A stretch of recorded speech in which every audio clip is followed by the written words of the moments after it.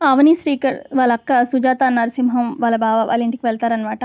ఇక అవని అంటుంది సుజాతతోని, "ఆ దొంగ మొహంది నిహారిక జాతకం వేరే అని చెప్పి అత్తయ్యకి తెలియాలి. ఇప్పటికే ఆ విషసర్పం ఇంట్లోకి వచ్చి చాలా నెలలైంది. దాన్ని ఎలాగైనా ఇంట్లో నుంచి బయటికి పంపించాలి. అత్తయ్యకి దాని జాతకం గురించి తెలియాలి" అని చెప్పి అవని అంటూ ఉంటే అప్పుడు సుజాత, "అవును, నువ్వు చెప్పాలి. మీ అత్తయ్య గారికి నిజం తెలియాలి కదా ఎప్పటికైనా.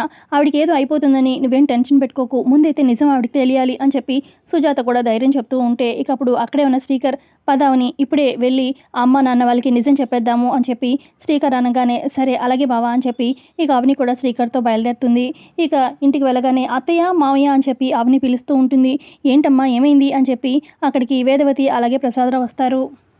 అదే టైంకి అక్కడికి కృష్ణ అలాగే నిహారిక కూడా వస్తారనమాట. ఇక అవని ఇలా చెప్తుంది, "అత్తయ్య, ఈ నిహారికది మీలాంటి జాతకం కానే కాదత్తయ్య, తన జాతకం వేరు" అని చెప్తూ ఉంటుంది అవని.